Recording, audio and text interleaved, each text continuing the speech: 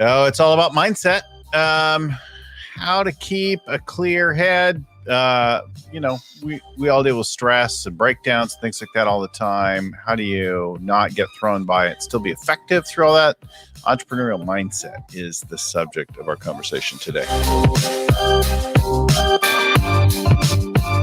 Hey, everyone. My name is Bill Gallagher, scaling coach, host of the Scaling Up Business Podcast. We bring our show to you every week, interviewing authors, gurus, experts, CEOs, and others about their secrets, hacks, time-proven methods for scaling up, for growing their business, and surviving the process. So that's kind of the show, right?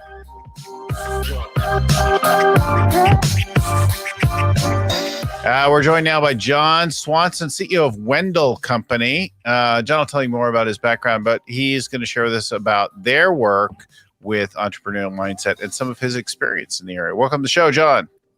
Thanks for having me, Bill. Thanks for coming on. You're in the middle of Minnesota, you said today. Yeah. Easiest way to think about it is if you look at the state, we are dead center of dead center. You know, what does this even matter? I think there's something about like knowing where we are physically located, what the situation is like, what the weather is, kind of getting a picture for each other that helps just to like connect and listen on some level. Yeah, I think it's our way of trying to deal with the new virtual world and feeling some type of human connection and understanding and maybe a little even empathy. Right. Yeah, if we both stepped in out of a hot day or stepped in from the rain or something like that, we'd have that common kind of frame of reference, that kind of thing. But it's a different picture. So I'm in Northern California, as always, here in my home studio, which is where we are a lot these days. Although suddenly we're traveling again. Yep. I've got trips this quarter I've got stops in Cincinnati, Chicago, Milwaukee, St. Louis, Dallas. I feel like I'm forgetting a few. Up and down the coast, San Diego, Orange County, Los Angeles, Santa Barbara. I just got back from Las Vegas. I've got a trip coming up to Reno and then another Lake Tahoe. Like here we are again, moving around. And I think it goes to the topic of today. So talk to us a little bit about your background and work in this area, stress, mindset, that kind of thing. You have a background as a professional athlete. So share with listeners and viewers a little bit about that. Yeah. So my original background, 23 years, was being an athlete, growing up, understanding, kind of how to continue to progress forward. And when you look at sports really does a great job of preparing you for the world, which is a tremendous amount of failure.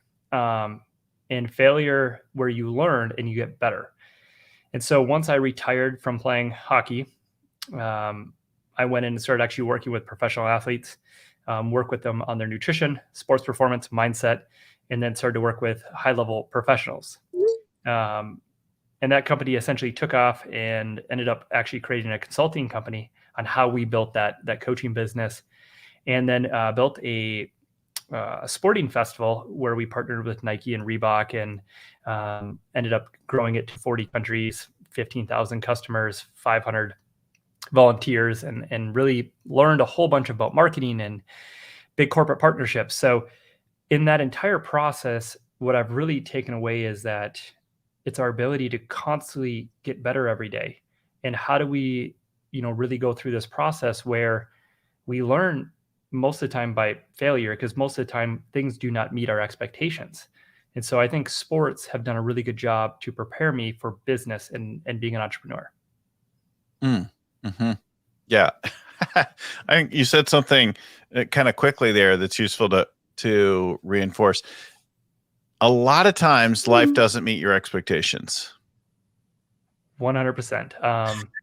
An awful lot of the time. Yeah. Those moments of victory there's something there. Yeah. And when you play sports, the expectation is to win the cup, to win the ring. And so if there's 32 teams, only one of those teams gets to meet their expectation. Everybody else, by all accordance, was a failure. So you have to get really good at understanding how to pick the small victories and how to build upon that, or you become extremely deflated. And you look at business, there is no winning the cup or the ring. It's a marathon, and it's those that can stay in the game the longest and can continue to adapt and grow, and avoid ultimately burnout, that ultimately I think find success.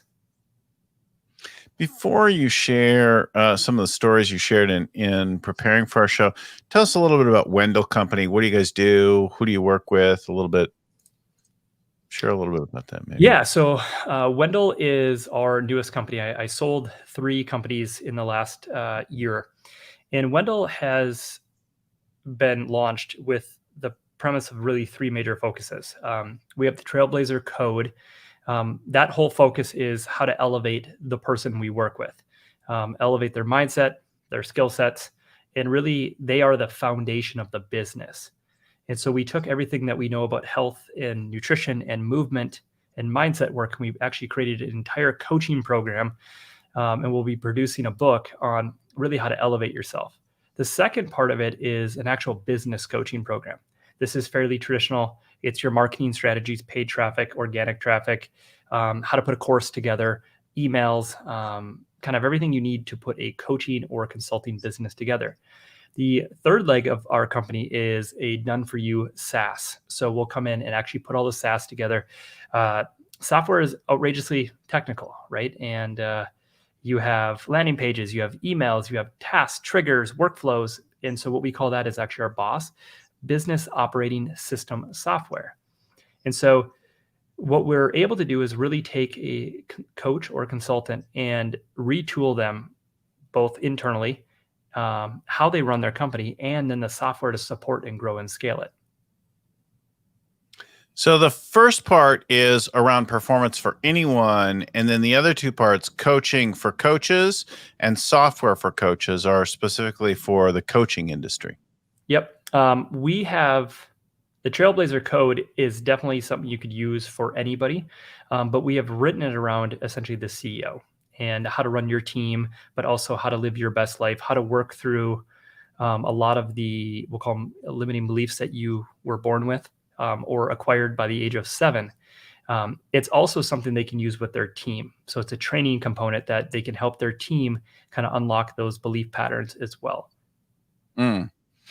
Why don't we start off with, you sold your last business, you encountered some stuff with that. Talk to us about that. Tell us that story. Yeah. So I sold 3 companies in the last year. 2 of the failed. Yes, it was. And I learned a lot. I think you actually learn more when you sell a company than you do when you start a company. You learn about what ducks are in a row, what things aren't as clean as they needed to be. So it's been a really good business lesson. Most recently, I sold a company, and a year after, that company made some really poor decisions. Nothing that we were attached to, but I got to learn a lot about how contract law works, how the IRS works, when somebody files bankruptcy, and just kind of that entire process. And I said to another colleague of mine, I said, this is the best business lesson I could never pay for. And he goes, John, this is costing you almost $1 million. And I was like, yes, but money can't buy this. There's no school that would have been able to teach this. And I've learned so much. And my response to it was, it's better $1 million deal than $100 million deal. And so my attitude, and I think how I've handled this, to get into it, the company we sold, I think is going to end up filing for bankruptcy. And so then you start to walk down with our legal team. What are the ramifications? We did a finance agreement. How did this agreement need to be set up? How was it set up? And you just learn so much. But really my takeaway from it has been, as soon as I got the email that the hand that I was playing changed, we got our team together and we basically said, how do we best play this poker hand? What are our goals? What are the outcomes that we're trying to achieve? And what I've tried to do as much as I can is stay out of an emotional state. And I look at it no different than playing poker, which is funny because I'm not a poker player. But if you get dealt a different hand, your job is to play that hand the best of your ability. And being emotional, yelling at the other party is not going to help you reach your goals. And so we put all our goals on the table. And we said, here's a new hand. How do we achieve those goals? I notice in your world, there's a lot of setting emotion aside, right? In the stories that you share, where do you see the role for emotion? What's the value for you in the emotion? So emotions are a really great tool to learn. If you can ask yourself during the emotion, which is a really hard thing to do, is to actually become aware and say, why is this emotion present? And what caused it? What is it trying to teach me?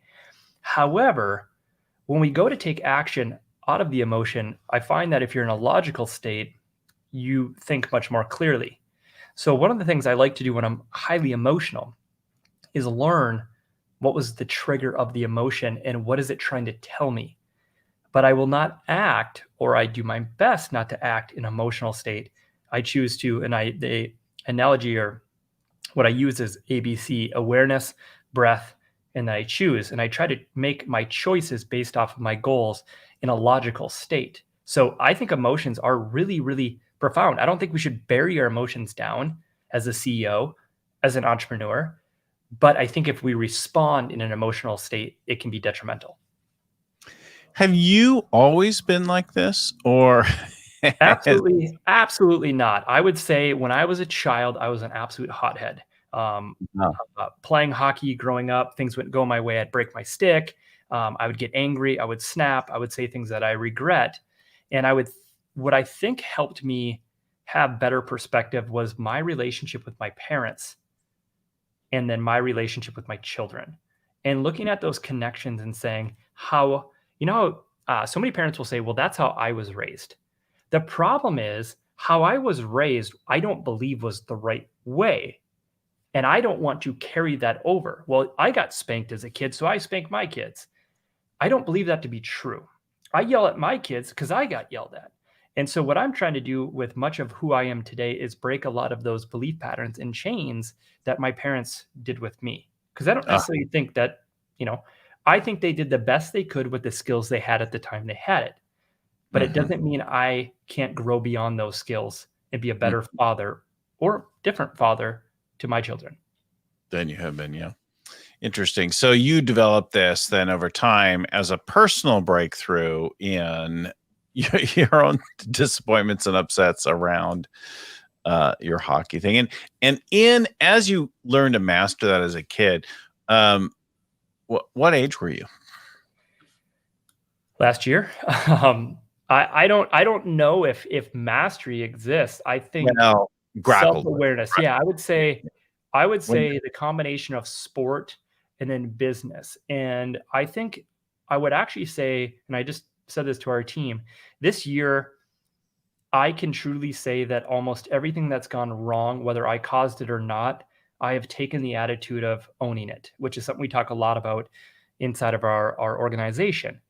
That hasn't always been the case. No matter how strong that mindset gets, you're trying to justify the emotional state and blame it and create a story around why it wasn't your fault. And even this bankruptcy that we're dealing with, potential bankruptcy of this organization, I looked at it initially of how can I better vetted the people buying it? What things did I not put in place? Instead of blaming them and all the poor decisions they made, I tried to use it as a learning experience of saying, okay, I plan to build more companies and I plan to sell more companies. How can I leverage this to grow beyond who I am today so that this does not repeat itself? And so to me, that own it experience, I don't think you ever master it. You just get better at it. Mm. So in getting ready for the show, you shared a story about a client that was angry with one of their clients. Tell us about that one. What kind of business was that? What were they doing? And how did that get resolved? So this individual, one of our students, was in the wellness space. They ultimately work with women who want to lose weight, busy moms, CEOs, things of that nature, specifically females. And we were on a coaching call, and she was essentially tearing this client apart, how this is the worst client. And she was essentially in the victim mentality. Look at all these things that my client's doing, and she expects this from me. And the story just went on and on and on. And you ultimately, when that happens, you have to let the person vent. If you try to step in, it doesn't do you any good. They have to feel heard. They have to feel justified. And so I finally waited for them to finish, and I asked him, I said, okay, I understand all that. What did you do wrong, though? I did nothing wrong, John. I did nothing wrong. It was her. And again, I was like, okay, I understand that. But if you were to reflect based on all the interactions, there's nothing that you could have done to improve the situation. There's nothing you could have done. And this went around and around for about a half hour. Finally, what we did was we got her back to her sales process. We looked at the questions they were asking there, and she identified core questions that she could have changed. She identified her onboarding process where she could have better set expectations with the client. She identified actual communication processes during her actual coaching program that she can tweak to create better clarity. And it was through this 90-minute call where you could see this coach identify, after coming out of the emotional state, areas in gaps in their business where they could be better. And what was astounding about it is that this coach or client of ours was so heated. They wanted to fire. It started because they wanted to fire the client. John, they basically came out and said, Bill, this client is the worst. They're enemy number one. I need to fire them. Help me write the email. I need them out of my business. My coaches don't want to work with them. I don't want them a part of our brand. And I said, that's fine. But through the process, we were able to step back and actually identify, well, if they're the worst, why'd you let them in the door in the first place? Where was the weakness there? And we just started to triage every problem that this person essentially was able to, bypass. And so they go through, they fix these gaps in their business. We call it IDS, Identify, Discuss, and Solve, which is from Gino Winkman and Traction. And we apply it to their business, and we apply the lens of, okay, you're going to have to essentially understand and reteach this student, or you're going to have to let them go. You're going to have a hard conversation. And it was funny, about 30 days later, my client comes on to a call and says, John, I have to tell you, that client is our best client. They have referred 5 people in the last month. And I said, what changed? And they go, everything that we talked about, we implemented with them. And what we realized with them is they were just frustrated because they lacked some specific clarity, and we didn't have the proper communication channels. And so it was really neat to see this person go from this massive victim mentality, eventually get out of the emotional state, pull themselves back down and say, look, what are the goals? How do we stop this from happening again? And for them to be able to go and make those changes. And so we ultimately call that reflection, revelation, revolution. And they were able to go and essentially elicit changes in their business to ensure that it doesn't repeat itself. And magically, they saved a relationship that turned out to make them, tens of thousands of dollars. I guess the thing that I mostly hear is that you're accepting the initial state, and then you're examining all aspects of this thing. Well, let's look at this, and let's look before, and let's look at the other side, and how are we doing over here? And from that, you're allowing people to see the situation in some new way. Yeah, I would say that whenever somebody's looking at a situation, most people I've found in my short years on this earth is that most people, when they're trying to fix a problem, they're actually fixing what I would call a symptom or a pain. They're so reactionary, and they don't think critically long enough. They don't explore enough, that they go around putting out these micro fires in their business. And this causes them to feel like they have so many spinning plates, when they would be better served stopping, pausing, and thinking. Or what I would say is reflecting, having the revelation of what is the core problem, and then going and addressing that, which is what we did with that student. And so instead of trying to put out 10 micro fires, what's causing all the fires to have the oxygen to burn in the first place? Go address that. And I think it's one of the easiest ways to help entrepreneurs not get burnt out and stop them from feeling like they have so many plates spinning. And so it's what I would call is their ability to identify, discuss, and solve the core problem and stop solving the pain and symptoms, because pain and symptoms will continue to come up because the core issue is still there. Mm-hmm. And on, to share about, so your child recently had a traumatic event. I'm sorry to hear. Talk to us about that.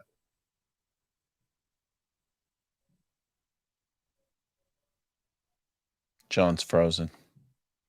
John, if you can hear on my end, you're frozen.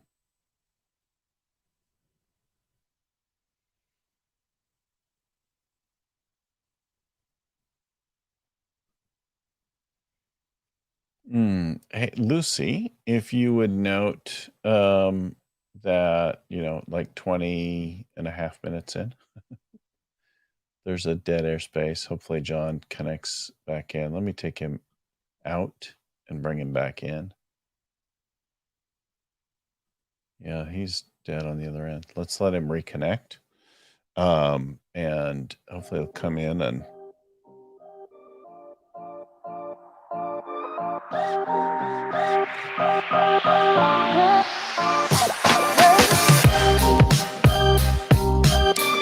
we're just waiting on John to join back in. Hopefully we'll get this cut out of our audio segment.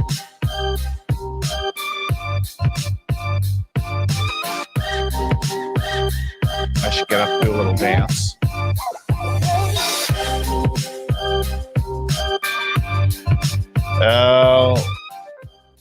So we're learning all about mastering mindset. And we hope to get reconnected now, but we lost John Swanson. John, are you back? I don't have audio. There we go. So, John, talk to us about your child recently had a traumatic event. Talk to us about what happened there and how you handled it. So I was on the 18th green, and typically when I go golfing with my buddies, I'll keep the phone in the pocket. I want to be able to simply enjoy the day. One of the things that we talk about with all of our entrepreneurs that we work with is to have hobbies and have things that you can do away from family and work.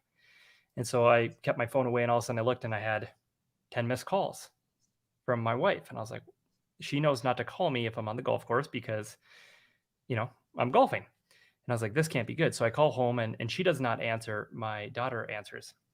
And I basically hear screaming in the background. And all she says is, Edison just cut his finger off. You need to get home instantly. And so as a father or as a mother, your mind races to the worst place. I visualize like blood squirting everywhere. He is about to die, and panic ensues. So I think I left one of the buddies that rode with me to golf that day. I was like, I don't know, figure out how to get home, take an Uber. Threw my clubs in the back of my car, broke a handful of laws driving home, I'm guessing, speed limits mostly. And through the process, I was outrageously triggered. I was triggered by the phone call, which elicited emotion of, oh my gosh, my child is injured.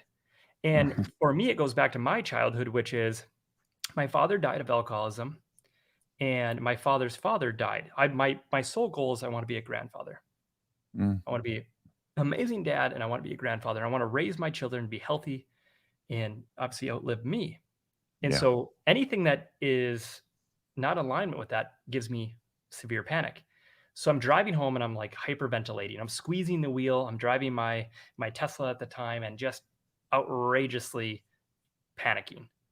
And I start to breathe, and I go through my stages that I try to teach our students. And I become aware of how, if I walk into our house, what I believe is I'm one of the two foundational figures, my wife and myself.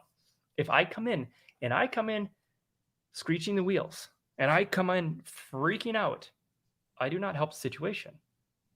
I actually hurt the situation.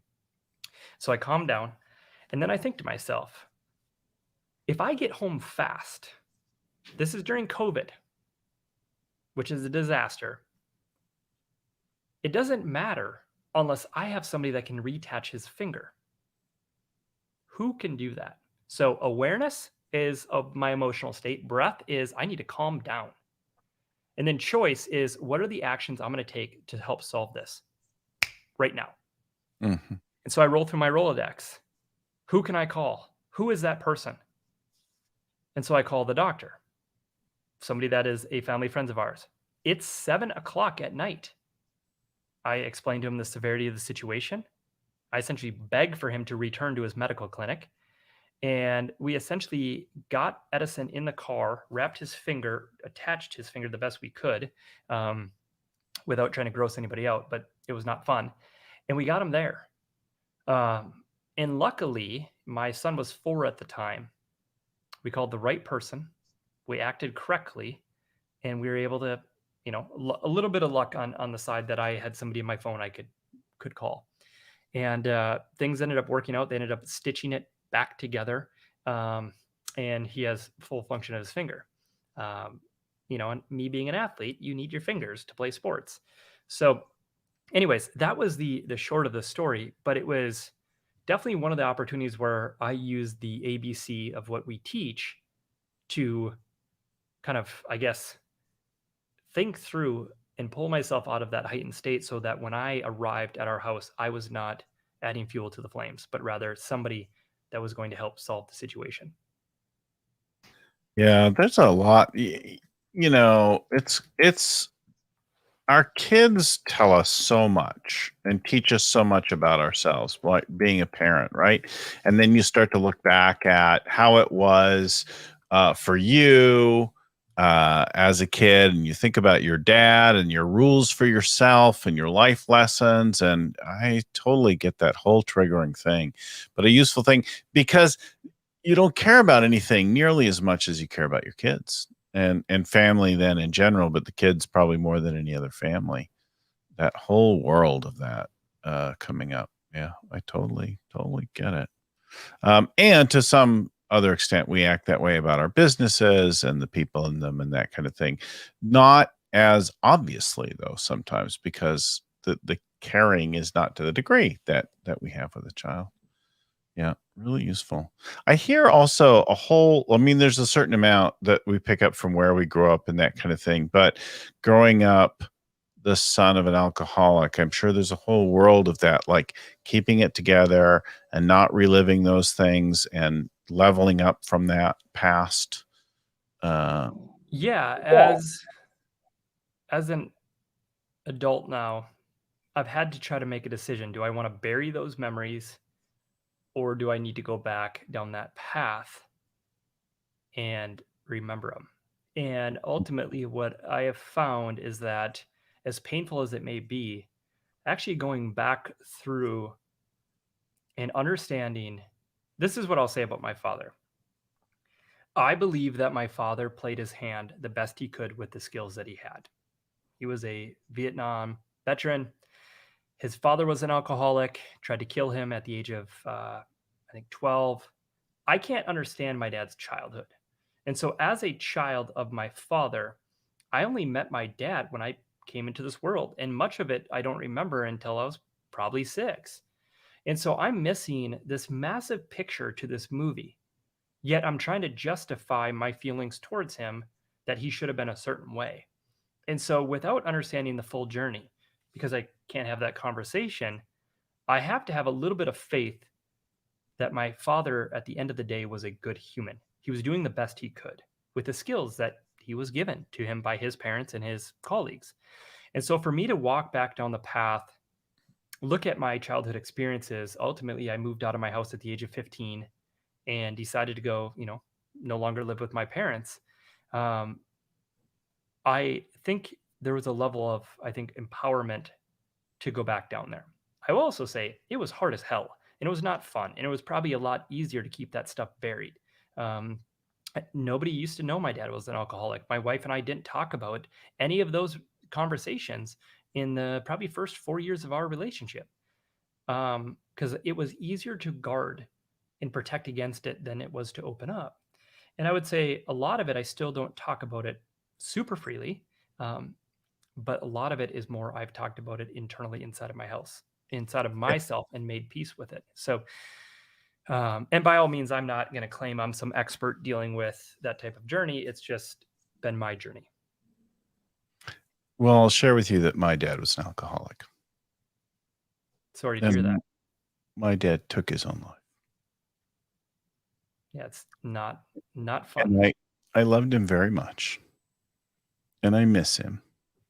And I know that he loved me very much. And he just was dealing with life in the way he was dealing with it. But there's power in, everybody goes through different kinds of things. And I think there's real power. I really appreciate your sharing about it, because there are people who will listen to this who have similar painful experiences and that limit them in some way, right?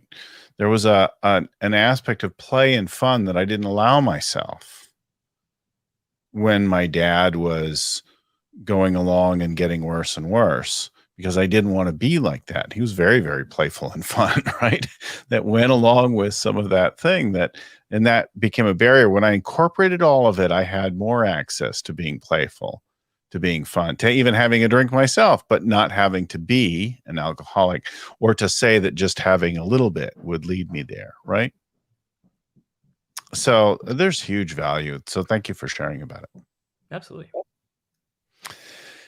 For our listeners, I just want to let you know, if you want to find out more about John's work and get in touch with John and his company. The company is Wendell Company.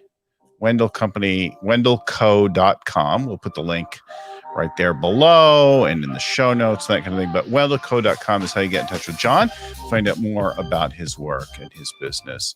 I really appreciate the sincerity and the depth of the sharing today. Thank you for going there and bringing that all with us.